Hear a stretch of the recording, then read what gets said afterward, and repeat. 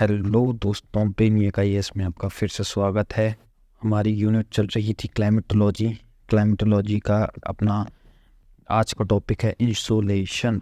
The topic for today's class is insolation. तो समझेंगे what is insolation. अगर अपन इस वर्ड इंसोलेशन को समझेंगे तो insolation is simply incoming solar radiations is called insolation। अब ये सोलर रेडिएशंस आती कहाँ से हैं? सन से आती हैं। Incoming solar radiations is called insolation. Let's see कि what is this insolations, briefly समझेंगे। Suppose this sun, this is our earth। ये अर्थ है, ये अर्थ का एटमॉस्फेयर है। So the part of the sun radiations which enters the earth is called as insolations। So this includes atmosphere plus absorbed by the surface।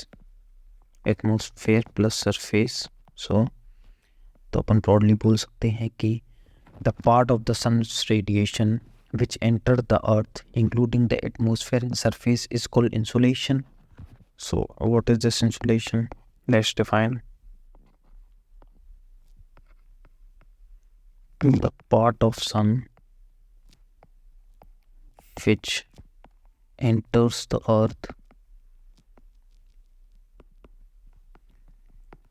including atmosphere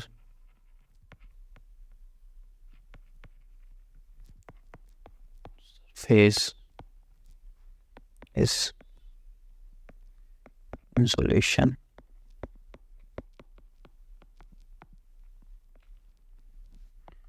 ये radiations हैं, ये कुछ surface absorb करेगा, कुछ एटमॉस्फेयर एब्जॉर्ब करेगा, कुछ reflect back हो जाएंगे। सो दिस इज इंसोलेशन। जैसे ये अर्थ का सरफेस है, ये हमारा सन है,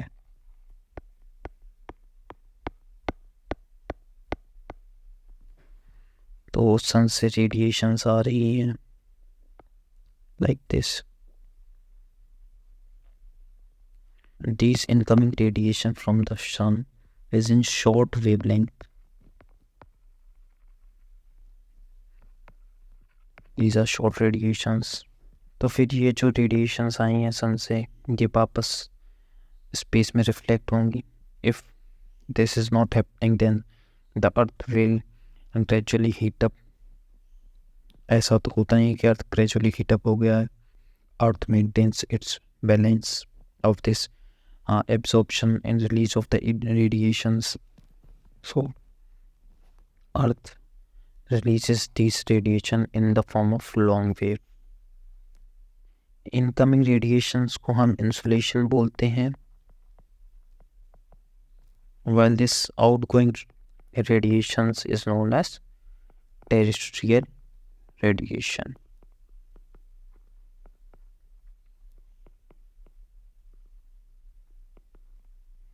जैसे ये अपना अर्थ का एटमॉस्फेयर है बीच में, this is our earth atmosphere. तो majority of the radiations passes through this atmosphere. कुछ रेडिएशंस होती हैं जो एटमॉस्फेयर से ही रिफ्लेक्ट बैक हो जाती हैं, बट उनका अमाउंट बहुत ही कम है। Majority of the radiation passes through this atmosphere. जैसे ये अपना एटमॉस्फेयर है, इस एटमॉस्फेयर की एक खासियत है, जो इनकमिंग सोलर रेडिएशंस होती हैं वो होती हैं शॉर्ट वेव लेंथ में।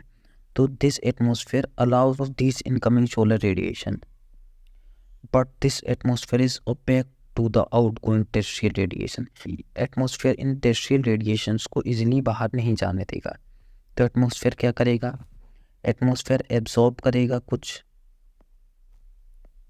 टेरेस्ट्रियल रेडिएशंस को, कुछ को स्कैटर्ड कर देगा, और इनको फिर धीरे धीरे रिलीज करेगा बैक टू द स्पेस, और इसी इफेक्ट को हम बोलते हैं green house effect. This green house effect maintains the temperature of the earth, क्योंकि अगर ये ग्रीन हाउस इफेक्ट नहीं होगा तो सारे रेडिएशंस अगर अर्थ के रिलीज हो जाएंगी तो अर्थ फिर ठंडा हो जाएगा बहुत ज़्यादा, जब रिलीज होंगी, जब एब्जॉर्ब होंगी तो गर्म हो जाएगा। So this is not the case to maintain the balance temperature, this green house effect is needed. First of all, insolation is the solar radiation received by a specific area over a given period of time। तो ये अपनी insolation की definition है कि solar radiations को specific area में एक given period of time में कितनी सोलर रेडिएशंस उस जगह रिसीव होती हैं। Climate and influencing temperature variations and weather patterns को समझने के लिए इंसोलेशंस की फैक्टर है। वेरियस क्लाइमेटिक इवेंट्स वगैरह को इंसोलेशन पे डिपेंड करते हैं। तो लेट्स अज्यूम कि अपना कितनी रेडिएशंस अर्थ के रिसीव करता होगा आपके हिसाब से, कमेंट करके बताइएगा। तो the radiation which received by the earth is 2 billionth part of the total solar energy of the sun। सन की जो टोटल सोलर एनर्जी है उसका 2 बिलियंथ पार्ट ही इस अर्थ पे फॉल करता है। और ये अमाउंट कितना होता है, ये होता है 1.29 calorie per minute per centimetre square. एक मिनट में 1 सेंटीमीटर स्क्वायर में 1.92 कैलोरी पड़ती हैं, एंड इसी को हम बोलते हैं solar constant. 1.92 calorie per minute per centimetre square is known as solar constant. सबसे ज़्यादा इंसोलेशंस कहाँ होता है, सब ट्रॉपिकल डेजर्ट पे होता है। ऐसा क्यों? इक्वेटर पे आप सोचेंगे कि इक्वेटर पे डायरेक्ट सनरेज पड़ती हैं, बट नहीं, इक्वेटर पे क्लाउड कवर होता है, इसकी वजह से सनरेज पूरी सरफेस पे नहीं फॉल करती। ये आगे हम देखेंगे in the factor affecting insolations. Second, terrestrial radiation. Terrestrial radiations को अपन अर्थ रेडिएशन भी बोलते हैं। Terrestrial radiation is a long wave radiation emitted by the earth's surface in response to the absorption of solar radiation। Solar radiations को absorb के जो radiation long wave में अर्थ emit करता है उनको ही हम टेरेस्ट्रियल रेडिएशन बोलते हैं। Terrestrial radiation plays a role in earth's energy balance. Earth की एनर्जी बैलेंस करने में टेरेस्ट्रियल रेडिएशन का बहुत इंपॉर्टेंट रोल है, and this contribute to the overall heat exchange in the earth's atmosphere. Earth के atmosphere में हीट एक्सचेंज में contribute करता है। Atmosphere is transparent to the incoming solar radiation, that is insolation, but is opaque to the outgoing terrestrial radiation. Insolations के लिए तो transparent है क्योंकि वो शॉर्ट वेव में होती हैं, but terrestrial radiation, outgoing terrestrial radiations के लिए this is opaque as they travel in long wave. The warming of Earth's atmosphere and its surface by the absorption of terrestrial radiation by some of the gases is called as greenhouse effect। greenhouse effect क्या है? अपन ने देखा था कुछ gases अर्थ के atmosphere में trap कर लेती हैं इन रेडिएशंस को। तो वो गैसेस कौन कौन सी होती हैं which traps radiations? Some important green house gases are CO2 carbon dioxide, CH4 methane, ये भी इम्पोर्टेंट ग्रीन हाउस गैसेस है। Nitrous oxide N2O, hydrofluorocarbon, perfluorocarbon, sulphur hexafluoride. इन गैसेस का ग्रीन हाउस पोटेंशियल बहुत ज़्यादा है, ये लंबे समय तक होल्ड करके रखती हैं रेडिएशंस को।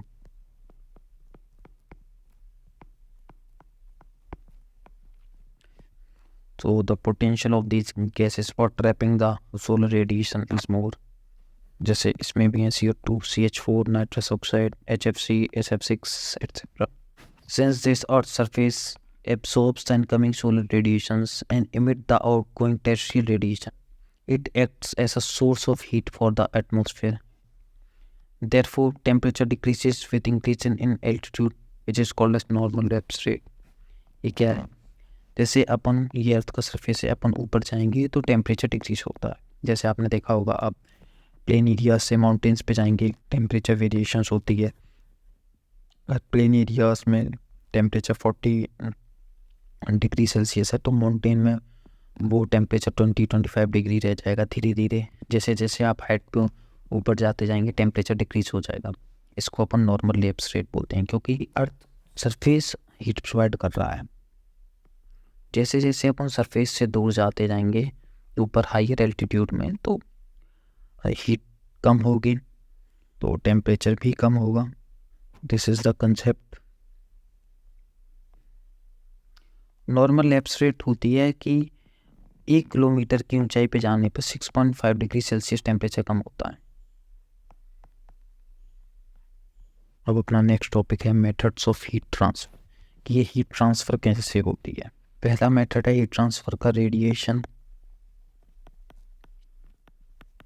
रेडिएशन क्या होता है? एनर्जी खुद से मूव करती है।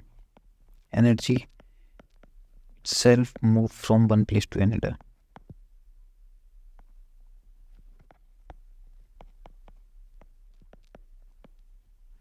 एनर्जी जो खुद से मूव करती है वो होता है रेडिएशन।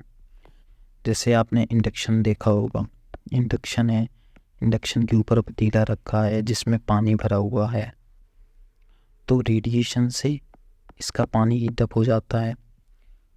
वेरियस वेव्स हैं देन, जैसे इंडक्शन शायद माइक्रोवेव पे काम करता है, एंड माइक्रोवेव रेडिएशन।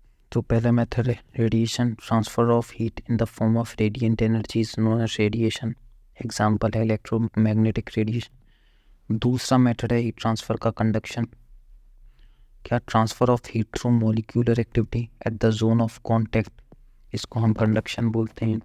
जैसे ये सरफेस है, सरफेस हीटअप होगा तो ग्रेजुअली उसके ऊपर का एटमॉस्फेयर हीटअप होगा, तो ये मॉलिक्यूलर एक्टिविटीज से के ऊपर के जो मॉलिक्यूल्स नीचे के मॉलिक्यूल्स जो गर्म है उनसे कांटेक्ट आएंगे तो हीट ट्रांसफर होगी। So this is known as conduction. Next method is convection, the vertical movement of mass of air. Vertical movement है एयर मास का विच ट्रांसफर्स द हीट। जैसे this is surface, the vertical upward movement of air. Air है, जैसे जैसे ऊपर जाएगी इसको conviction बोलते हैं, अपने साथ हीट ले जाएगी। ग्रेजुअली जब ये कूल हो जाती है ऊपर जाके, ये जो अपने साथ वाटर वेपर ले गई होगी ऊपर, वो कूल होके प्रेसिपिटेट होते हैं which result in to rainfall, और इस रेनफॉल को हम कन्विक्शनल रेनफॉल बोलते हैं। Convectional rainfall is witnessed in equatorial region, जहाँ पे ज़्यादा गर्मी होती है। गर्मी की वजह से ये कन्विक्शन होता है, heat transfer in the upper layers through convection resulted into the precipitation because of the cooling of this air block. Second method is convection of air along the equator. Then fourth is advection, horizontal movement से air transfer होती है। जैसे winds India में local wind है लो horizontal movement से heat को एक जगह से दूसरी जगह ले जाती है। This called as advection. Example planetary wind स्लो, वो is a local wind of India. तो फैक्टर्स कौन कौन से हैं जो इंसुलेशन को इफेक्ट करते हैं? Mainly 3 factors affect insulation, latitude, length of the day and the transparency of atmosphere. Latitude कैसे? ये अर्थ सरफेस है, जैसे लोअर लैटिट्यूड में होगा तो डायरेक्ट सनरेज फॉल होंगी this, but in higher latitude the sunrays are at slant angle. तो in lower latitude direct sun rays, तो in less area absorption is more.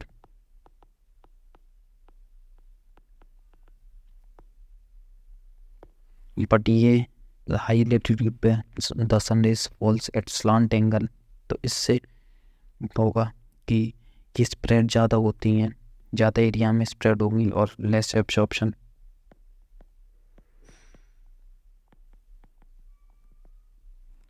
This is the factor affecting insolation. First is latitude. In lower latitude, sun rays falls vertically. Insolation is concentrated in a smaller area. Whereas along higher latitudes, where sunlight fall at oblique angle, the insolation is distributed in larger area. The second factor is length of the day. जितना लंबा दिन उतनी ज़्यादा sun rays, उतना ज़्यादा absorption. So second is length of the day. Longer the day, more the heat received, more the absorption. Third is transparency of atmosphere. इसमें factors हैं जैसे क्लाउड कवर, डस्ट पार्टिकल्स. अगर क्लाउड कवर ज़्यादा होगा तो insulation कम होगा, dust particle ज़्यादा होंगे तो स्कैटरिंग ज़्यादा होगी, water vapour etcetera. An equatorial region atmosphere transparent नहीं होता because of the presence of cloud, तो इंसुलेशन कम होता है इक्वेटोरियल रीजन में एज कम्पेयर टू ट्रॉपिक्स. तो अब समझेंगे हम अपना नया टॉपिक, हीट बजट. तो ये हीट बजट क्या होता है? This is sun, this is earth. Sun से रेस आएंगी, अर्थ एब्सॉर्ब करेगा और फिर अर्थ पूरे इसको रिफ्लेक्ट कर देगा. The amount of the radiation received by the earth and which it released back to the space is known as heat budget. Heat budget क्या होता है?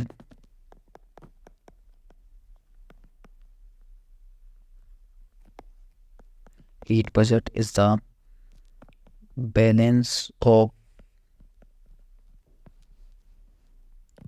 absorption and release of heat by the earth. इसको हम heat budget कहते हैं. Balance of absorption and release of the heat by the अर्थ. अगर अर्थ सिर्फ absorb करेगा तो अर्थ ग्रेजुअली गर्म हो जाएगा, लाइफ पॉसिबल नहीं होगी. So it is necessary to maintain balance of the absorption and release of the heat by the earth. This heat budget. Suppose the earth receive 100 radiations from the sun, तो इसमें से कुछ अर्थ absorb हो जाएंगी, कुछ reflect हो जाएंगी.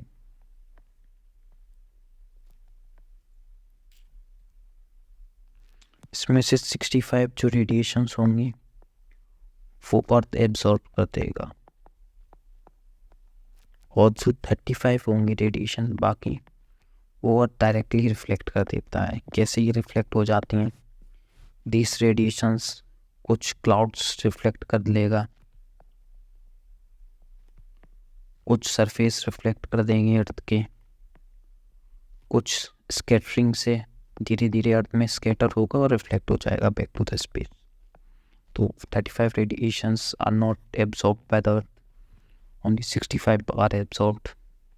तो क्लाउड लगभग 27 को रिफ्लेक्ट करता है, सरफेस लगभग 2, बकाया 6 is scattered and reflect back. अब इस 65 में से 51 रेडिएशंस को सरफेस एब्जॉर्ब कर लेगा. बाकी कितनी बचे? 14, 51, 14, 65. तो ये 14 एटमॉस्फेयर एब्जॉर्ब कर लेगा. This 14 radiation are absorbed by the atmosphere. तो टोटल कितनी रेडिएशन एब्जॉर्ब हो गई? 65. अब इन 51 में से भी 17 radiations will escape to the space. तो ये जो 17 रेडिएशन है वो धीरे धीरे वापस चली जाएंगे स्पेस में. तो the 17 will escape to the space. अब बचें कितनी? 34. फिर ये 34 को सरफेस रिलीज करेगा एटमॉस्फेयर में. ग्रेजुअली जब ये रिलीज करेगा तो ये बाकी 34 एटमॉस्फेयर में पहुंच जाएंगे. तो एटमॉस्फेयर में टोटली हो गई है 34 + 14 goes to 48. These 48 radiations are gradually released by atmosphere. Atmosphere धीरे धीरे इनको ग्रेजुअली रिलीज कर देगा स्पेस में. And this maintains the heat budget of the earth. फिर समझते हैं 100 रेडिएशंस रिसीव की. Suppose 65 are absorb and 35 are reflected. इन 65 में 51 सरफेस एब्जॉर्ब करेगा, 14 एटमॉस्फेयर एब्जॉर्ब करेगा. फिर सरफेस से 17 will escape to the space जब सरफेस रेडिएशंस को वापस छोड़ेगा तो 17 डायरेक्टली स्पेस में एस्केप कर जाएंगे। बट ये जो 34 होंगी ये एब्जॉर्ब हो जाएगा एटमॉस्फेयर में वेरियस फैक्टर्स से, ग्रीन हाउस गैसेस से, क्लाउड कवर, इन सब की वजह से ये एटमॉस्फेयर में रह जाएंगी। और एटमॉस्फेयर में ऑलरेडी 14 थी, तो 34 + 14 48 रेडिएशन है, ये ग्रेजुअली रिलीज होंगी एटमॉस्फेयर से वापस स्पेस में। और 65 जो एब्जॉर्ब हुई थी, बाकी 35 रिफ्लेक्ट हो गई थी, जिसमें 27 क्लाउड रिफ्लेक्ट कर देगा direct to the space, 2 are reflected by the surface and 6 are reflected by the scattering. So this is the heat buzzer. हमारे पास 2 डायग्राम, एक ये और एक ये अपना एनसीईआरटी का। एनसीईआरटी में ये डायग्राम कुछ इस तरह है, ये भी सेम है कि 100 आई, 100 में 17 एब्जॉर्ब हो गई सरफेस से, 34 एब्जॉर्ब हो गई अर्थ में, and 14 are absorb by atmosphere, जिसमें 6 स्कैटर हो जाएंगी, 27 रिफ्लेक्ट हो जाएंगी क्लाउड से, 2 अर्थ से। ये भी सेम ही है, ये भी हमारा आप देख रहे हैं कि जैसे ये रेडिएशंस हैं, ये वापस चली गई स्पेस में क्लाउड से, कुछ सरफेस ने एब्जॉर्ब की, कुछ रिफ्लेक्ट की, कुछ एब्जॉर्ब हुई वाटर वेपर डस्ट O3 की वजह से, फिर रिलीज हुई धीरे धीरे, कुछ क्लाउड ने एमिट की, कुछ एब्जॉर्प्शन हुआ जो सरफेस ने रिलीज की एटमॉस्फेयर में, देन एटमॉस्फेयर से ग्रेजुअली कुछ एमिशन हुआ वाटर वेपर CO2 की वजह से। This is our heat budget. So let's see heat budget on the global scale. The earth must re-radiate as much heat back to the space as it receives from the sun. जितना ही अर्थ sun से receive करता है उतना ही उसको रीरेडिएट करना पड़ता है अर्थ को स्पेस में, नहीं तो अर्थ गर्म हो जाएगा। This is necessary in order to maintain the uniform temperature by the earth. The uniform temperature maintain करने के लिए radiation of the heat is necessary. The gain and losses in the heat by the way of incoming solar radiation and outgoing terrestrial radiation is called as heat budget. So our next topic is now last for this class is albedo. Albedo क्या होगा? Albedo is basically potential of any surface to reflect the solar radiation. जैसे तो fresh जो eyes होती है उन पे जब सनरेज पड़ती हैं तो कम एब्जॉर्प्शन होता है और ज़्यादा रिफ्लेक्शन होता है, जबकि नया एसफेल्ट का डंबर जो अपनी रोड्स होती हैं जब वो गिरता है, नया एसफेल्ट पड़ा होता है, नई नई रोड बनी हुई होती हैं, तो जब उन पे सोलर रेडिएशंस पड़ती हैं तो वो ज़्यादा अमाउंट को एब्जॉर्ब करते हैं और कम अमाउंट को रिफ्लेक्ट करते हैं। So this is the albedo of the surface. Albedo is the ratio between reflected amount of solar radiations and the incoming radiation. Incoming radiations का कितना पार्ट रिफ्लेक्ट हो रहा है, तो this is albedo. Albedo is the ratio between reflected amount of the solar radiation and the incoming radiation is called as albedo of the surface. Albedo को हम reflection coefficient भी बोलते हैं। Average एल्बीडो of the earth is 35%। Maximum albedo होता है fresh snow का, 90% तक sun rays को ये रिफ्लेक्ट कर देता है, और मिनिमम होता है फ्रेश एसफॉल्ट का। बाकी जैसा आप जानते हैं कि dark surface absorbs more heat than the lighter surface, तो लाइटर सरफेस ज़्यादा रिफ्लेक्शन करते हैं और डार्क सरफेस ज़्यादा एब्जॉर्प्शन करते हैं heat. So friends, this is our today's class.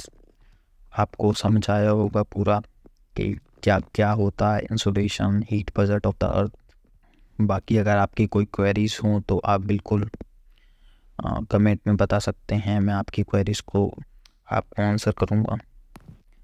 Thank you. हंसते रहिए, मुस्कुराते रहिए। This is for today's class.